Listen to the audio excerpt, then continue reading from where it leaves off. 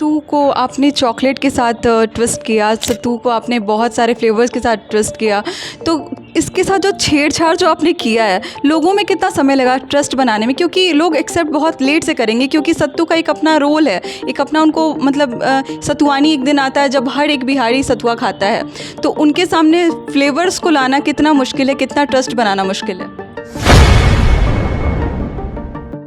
थोड़ा सा मैं एम्प्लॉयमेंट के बारे में पूछूंगी, क्योंकि जो स्टार्टअप आपने किया, इससे आपने कितने लोगों को जॉब दिया, डायरेक्टली इनडायरेक्टली आपसे कितने लोग जुड़े हुए हैं? देखिए, स्टार्ट किया था मैं और मेरी वाइफ रिचा, हम दोनों ने मिलकर स्टार्ट किया। जनरली जब प्लानिंग करते हैं तो फेज़ आता है कि आप प्रोडक्ट कैसे बनाएंगे, टेस्टिंग कैसे कराएंगे। तो आज आप जो भी हमारे रेसिपीज़ में सैशेज़ में देख रहे हो, वो सब मेरी वाइफ ने बनाया था। बहुत हिट एंड ट्रायल किया हम लोगों ने। जब घर में बच्चे सो जाते थे तो हम लोग बैठ के इसको करते रहते थे, छोटा छोटा ट्विक्स करते थे, लोगों पे ट्रायल करते थे, लोग फीडबैक देते थे, पापा मम्मी पे ट्रायल किया, दोस्तों पे ट्राई किया, फ्रेंड्स एंड फैमिली पे ट्राई किया। जब एक फाइनल मिक्सचर तैयार हो गया कि हाँ ये बिकेगा और ये टेस्ट परफेक्ट है, हर बार सेम आ रहा है, तो हम लोग लैब भेजते हैं। पहले लैब में टेस्ट पास कराया, शेल्फ लाइफ टेस्टिंग कराई। वो सब कराने के बाद अब हम लोगों ने सोचा कि भाई इसको बाहर कैसे बेचा जाए, तो पैकेजिंग अच्छी होनी चाहिए। तो पैकेजिंग के लिए बिहार में वैसा कुछ था नहीं इंडस्ट्री, तो बाहर से ट्रायल कराया कि ये पैकेजिंग चाहिए, इस क्वालिटी का चाहिए। तो हमारा जब सत्तूज़ का आप पैक देखेंगे, वो किसी भी एमएनसी के डब्बे से अच्छा होगा। मुझे याद है जब हम लोग ने दुबई पहली बार भेजा सत्तूज़ को, तो वहाँ से कॉल आया मेरे पास कि हम लोग इंडिया से हैं और हम लोगों ने कभी नहीं सोचा था कि इतनी अच्छी पैकेजिंग में सत्तू मिल सकता है। लेकिन सर कहीं ना कहीं कुछ लोगों ने क्रिटिसाइज़ भी किया इस पैकेजिंग को लेकर, तो आपने उसको कैसे देखा? क्योंकि ये आपका प्रोडक्ट है, आपने अपने हिसाब से इसकी डिज़ाइनिंग की है, इसका पैकेट कैसा होना चाहिए, इसका पैकेजिंग कैसी होनी चाहिए। जब लोग ऐसा कहते हैं कि शायद ये जो पैकेट है वो बेटर हो सकता है, जहाँ जितना मैंने सुना कुछ लोगों से, तो आपको अपने मतलब जब आप जज करते हैं तो आपको क्या लगता है कि सही है या फिर और इसको सुधारना चाहिए? सी क्रिटिसिज्म बहुत ज़रूरी होती है and there is no perfect product, आप बोल सकते हैं, there is no perfect packaging. तो एक क्रिटिसिज्म आपको एक हेल्प करता है कि आप कुछ और बेहतर करो।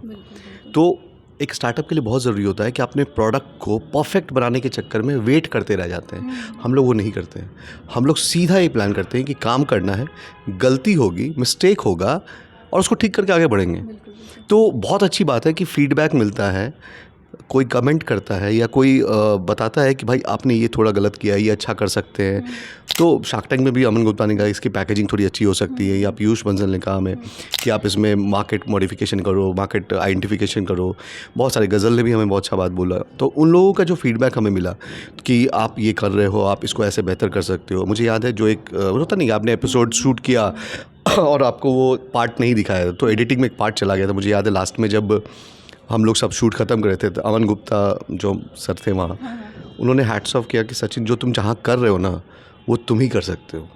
तो लगा कि भाई जो कर रहे हैं मेहनत वो सफल हो रही है। तो उन लोगों का बहुत सपोर्ट है उस मामले में। मुझे लगता है कि वो लोग चाहते हैं सत्तूज़ आगे बढ़े। एंड पीयूष सर ने बहुत अच्छा से कहा था कि सत्तूज़ जो तुमने ब्रांड नेम सोचा है, it defines a complete category in itself.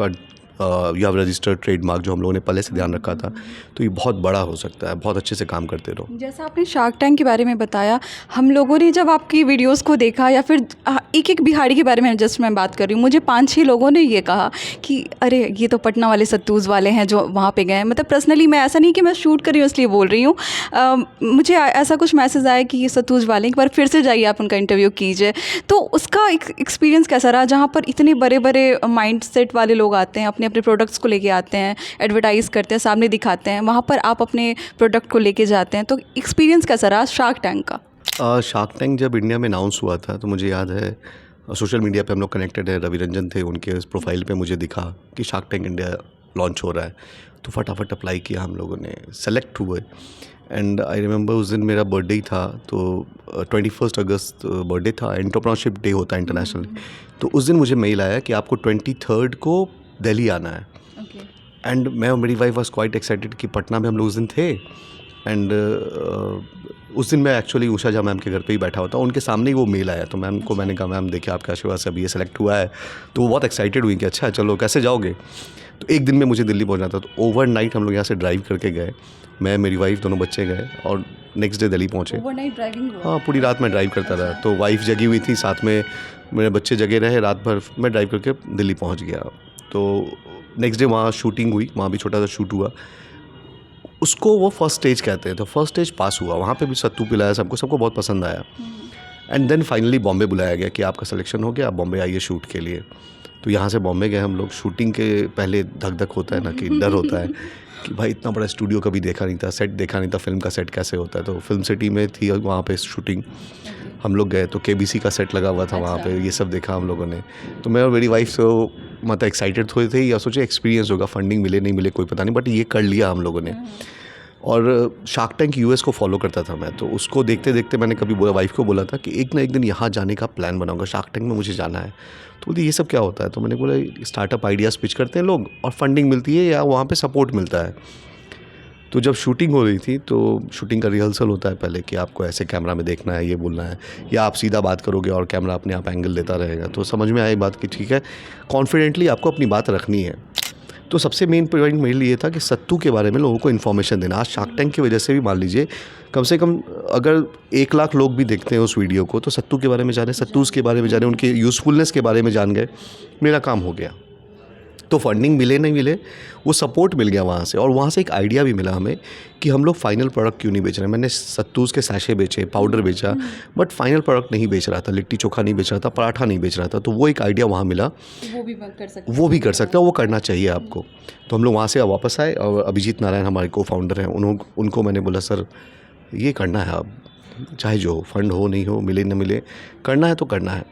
इतना प्यार मिला आपको लोगों से, मतलब जितने लोग आपको जानते हैं पर्सनली, जितने लोगों को मैं जानती हूँ जो आपको जानते हैं, आपके लिए उनकी आंखों में इतना रिस्पेक्ट होता है ना। एक ऐसा नहीं कि वो लड़का ठीक है कर रहा है, अच्छी बात है, वो लोग इतने रिस्पेक्ट से आपके बारे में बात करते हैं, इतना ज़्यादा प्यार मिलता है आपको लोगों से।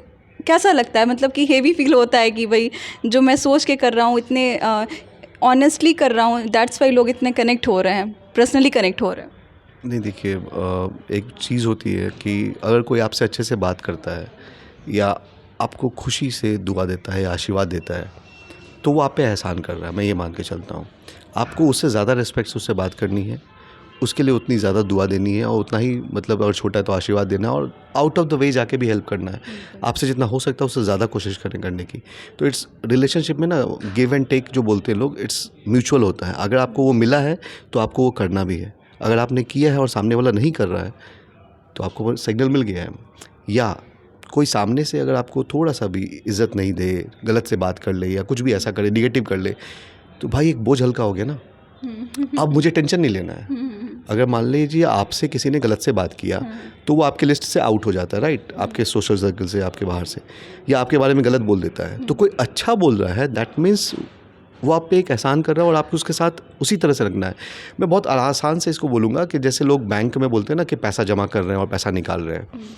इट्स लाइक अवेलो रॉय सर है, उनका एक वर्ड यूज़ करूँगा, करेंसी ऑफ रिलेशनशिप।